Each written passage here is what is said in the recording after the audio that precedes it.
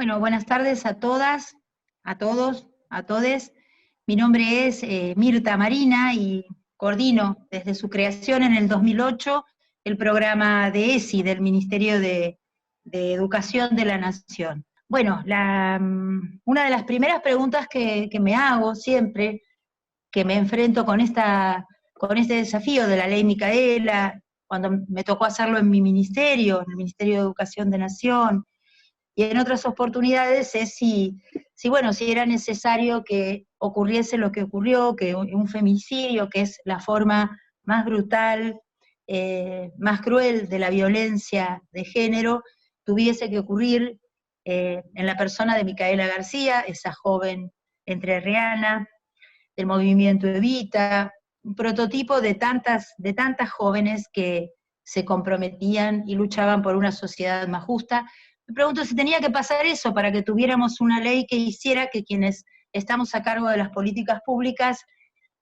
nos formásemos y reflexionásemos sobre estas cuestiones. La verdad es que no tengo esa respuesta, pero lo que sí tengo es la firme convicción de que la ley Micaela es un instrumento maravilloso para la construcción de una sociedad más justa. Me parece que es una excelente oportunidad para pensarnos, para pensar nuestros vínculos laborales y también como trabajadoras y trabajadores del Estado y autoridades quienes les toca desempeñar ese rol. Y voy a empezar por un par de conceptos que probablemente ya han escuchado, que probablemente han aprendido y que hasta probablemente hayan enseñado quienes ejercen la docencia alguna vez, que es la distinción, la famosa distinción, la tranquilizadora distinción entre género y sexo, ¿no? Que bueno, es una división entre estos dos conceptos que nos ha servido para poder avanzar en algunas cuestiones y empezar a pensar de qué hablamos también cuando hablamos de violencia de género. Después la vamos a cuestionar, porque como todas las clasificaciones tranquilizadoras, no son tranquilizadoras para siempre, sino que por ahí sirven y son funcionales, herramientas conceptuales en algún momento, pero después se van complejizando. Hablamos de sexo, cuando hablamos de sexo hablamos de aquello que las personas traemos y que tiene que ver con nuestras diferencias fisiológicas, biológicas, tiene que ver básicamente con nuestros caracteres sexuales externos. Y cuando nacemos, incluso antes de nacer, se puede conocer lo que se llama, lo que se ha dado en llamar desde la cultura el sexo de las personas, pero cuando nacemos se nos impone una etiqueta por esas características, por esas diferencias, que es varón o mujer. Y a partir de ahí ya empieza a funcionar la cultura adjudicándonos un montón de características a unas y a otros. Y ahí es donde viene la idea de género, que reconocemos como una construcción social, como un conjunto de prescripciones, de representaciones sociales, de roles, de expectativas, de mandatos para esas mujeres o esos varones que primero fueron llamados de esa manera en función de la otra categoría, la categoría de sexo. Esta categoría del género es una categoría relacional, está bien siempre pensarla desde ese lugar y pensar que las diferencias que señala están profundamente atravesadas por cuestiones vinculadas al poder. Pensarla desde este lugar, pensar que esa diferencia genera desigualdades. Probablemente de las desigualdades más difíciles de reconocer y de aquellas que se naturalizan con más facilidad. Después, cuando vamos avanzando, nos damos cuenta de que por ahí tenemos que cuestionar un poco esta mirada que hace esta distinción tan taxativa entre género y sexo. Pero por ahora nos sirve para poder pensar otra de los conceptos que está bueno que empecemos a considerar, que es el concepto de sexismo, que tiene que ver con aquellas conductas de un colectivo hacia otro, de un grupo de personas hacia otro grupo de personas, basadas en su sexo, ¿no? Conductas descalificatorias, conductas de exclusión, conductas que tienen que ver con violencia. Es interesante que podamos pensar que esta categoría y esta distinción sexo-genérica nos va a llevar a otro concepto, que es el concepto de binarismo, porque solo nos da dos posibilidades, o varón o mujer, o femenino o masculino. Deja un montón de categorías afuera, y es interesante cuestionarla no solo desde la cultura, y ahí nos vamos a meter con el concepto de género y vamos a hablar de géneros, sino también desde el propio concepto de la naturaleza o de la biología, puesto que entre aquello que la medicina llama varón o mujer, cuando una persona nace en función de sus caracteres externos, en el medio de todo eso hay un continuum de distintas otras características sexuales entre las personas que tienen que ver con las gónadas, con los órganos genitales, con los cromosomas, y que determinan un montón de otras posibilidades. Es como un continuum que en un extremo la medicina, la biología, la medicina en realidad ubica a las mujeres y en el otro a los varones. Y en el medio de todo eso hay un montón de cosas entre las cuales, de características entre las cuales están las personas intersexuales. Entonces, bueno, acá empezamos a ver que tal vez la distinción tan taxativa e imaginar al sexo como algo puramente biológico no sea lo más conveniente, y que desde la biología, no desde el biologicismo, desde la biología se pueden reconocer otras expresiones de la corporeidad. Y con el género pasa algo interesante también. El género es lo que definimos como lo social. Resulta que tan bien hacen su trabajo las instituciones, imprimiéndonos los estereotipos de género que tendrían que ver con estas características de las que hablábamos antes, expectativas, roles asignados, caracterizaciones de las personas, actividades que creemos que pueden desempeñar, talentos, fortalezas, debilidades para varones y otras para las mujeres. También hacen su trabajo las instituciones, imprimiendo en nuestra subjetividad estas representaciones sociales, que a veces cuesta visibilizar lo cultural del género, desnaturalizarlo, que es una palabra que se utiliza mucho, y visibilizar la desigualdad que hay en esas construcciones, porque bueno, hablando de lo relacional y de las estructuras de poder, lo que ocurre con el género es que la mayoría de las veces, y esto tiene que ver con el sexismo, lo que se queda del lado de las mujeres tiene que ver con la pasividad, tiene que ver con la delicadeza, tiene que ver con la debilidad, tiene que ver con la intuición, tiene que ver con una serie de características contrapuestas a las de los varones, que tiene que ver con la fuerza, con el uso, el permiso, o el estímulo hacia el uso de la violencia, la rudeza, la razón por sobre la intuición, la dificultad para expresar sus emociones, y acá es interesante ver que las características que el género asigna a las distintas personas también producen efectos negativos para los varones y también producen situaciones de malestar y situaciones de incomodidad, aunque estemos acostumbrados a pensar en términos de la subalternización de las mujeres. Además de binaria, esta categoría tiene otra característica, que es cisnormativa. Me interesa detenerme en esta palabra que probablemente muchas personas conozcan y por ahí algunas no. Si yo hubiese empezado por trans, hubiera empezado por ese prefijo, es muy probable que casi todas las personas sepan a qué me estoy refiriendo, indudablemente, cuando hablamos de personas trans. Cuando hablamos de personas trans, hablamos de las personas que nacieron y se les asignó por sus caracteres externos, se les asignó la definición de varones o mujeres, y en la medida que van creciendo, van construyendo unas identidades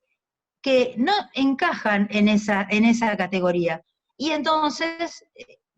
en nuestro país, gracias a la ley de identidad de género, tienen la posibilidad de vivir esa propia percepción, de que se les sea reconocida, no solo de vivirla, sino de que les sea reconocida, y de transitar hacia un cambio, que puede adquirir distintas formas. Hay quienes cambian sus cuerpos y quienes no, pero pueden ubicarse y hacerse reconocer en el lugar en el que están. En cambio, las personas cis, por eso el prefijo tal vez no es tan conocido, es lo que se considera normal o natural. Las personas que nacen con unos caracteres sexuales, por ejemplo, femeninos, y se sienten cómodas con esa adjudicación de mujeres que se les da. Me hace acordar esto a la palabra heterosexual. Lo que se considera normal, lo que se considera que no podría ser de otra manera, no es necesario ni siquiera ponerle un nombre. Esa es un poco la conclusión que a mí me quedó de eso. Por eso muchas personas no saben lo que es cis, y casi todo el mundo sabe lo que es trans. Bueno, continuando con esta serie de conceptos encadenados, yo traje una filmina con un cuadrito en el que aparecen más o menos casi todos los conceptos a los cuales me fui refiriendo, y que le puse modelo de sexualidad binario y cis heteronormativo. Bueno, y acá vamos a meter otras clasificaciones. ¿Qué es lo heteronormativo? Lo heterosexual, bueno, es la disposición que tienen las personas por la atracción física, la atracción emocional, afectiva, erótica, con todas las palabras que le queramos agregar, por personas de un sexo distinto al propio. Esto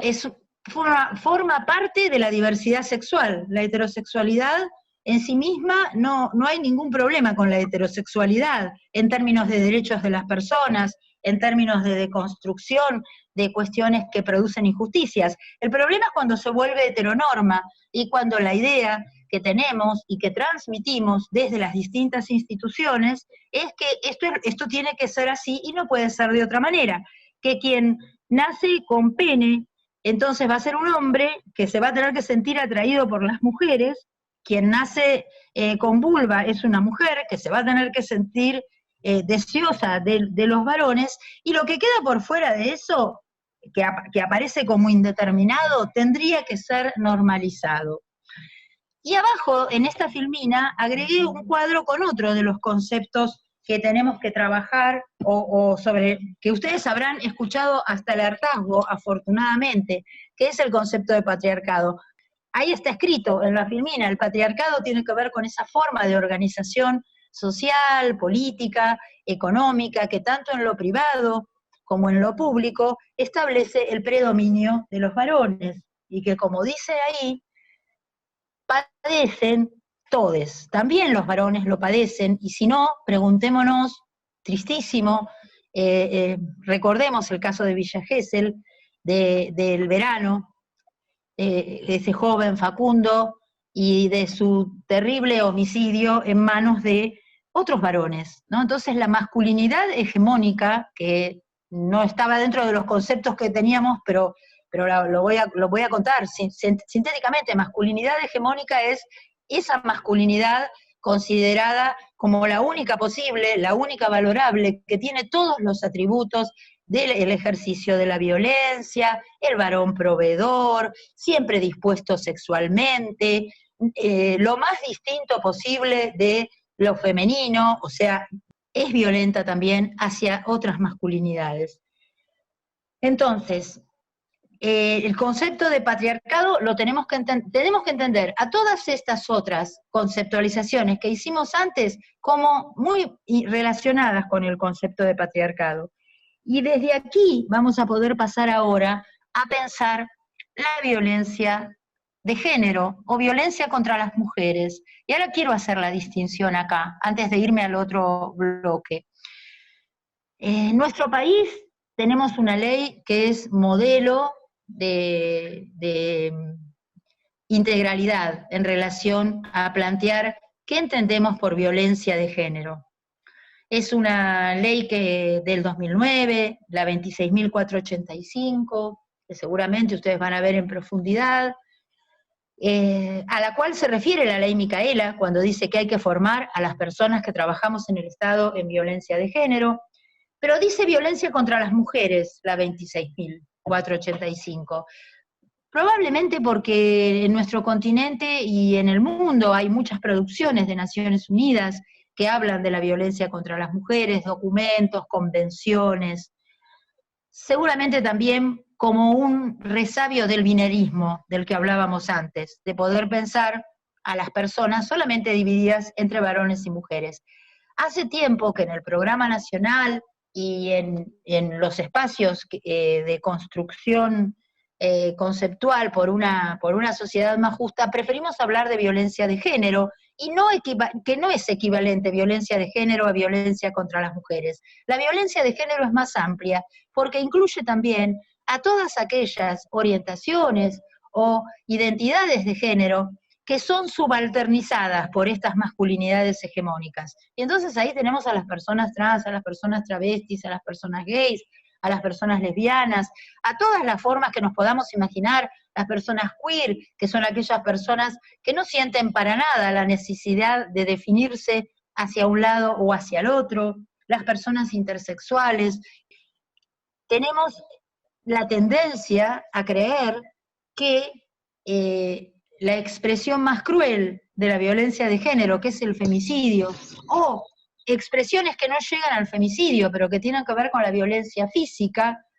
tendemos a identificar con esto a la violencia de género. Y nuestra ley nos trae la posibilidad de empezar el camino de desnaturalización y ver que hay violencia de género cuando ocurre cualquiera de estas situaciones, en cualquiera de los ámbitos en los que desempeñamos nuestra vida, nuestro trabajo, nuestras relaciones profesionales, nuestros estudios, ¿no? Todas estas formas de exclusión, de discriminación, de violencia, es poder pensar cómo enfrentarlas, cómo conjurar esta maraña de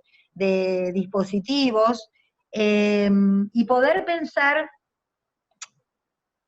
en relación a dos dimensiones. Hay una doble dimensión, me parece, como trabajadoras y trabajadores del Estado y como conducciones de equipos de trabajo, direcciones, subsecretarías, oficinas, los espacios en los que compartimos nuestras prácticas laborales, y por el otro lado poder pensarlo también como quienes estamos construyendo políticas educativas diariamente. Entonces vamos a tener que hacer pasar todos estos conceptos por el currículum, por la infraestructura escolar, por la formación docente, inicial y continua, por tantísimas políticas públicas vinculadas a la educación. Lo que les sugiero es que lo puedan pensar cada concepto, cómo les interpela, que puedan recordar situaciones relacionadas, tal vez algunas situaciones incluso pueden ser de la infancia. En estas cuestiones la infancia pesa mucho,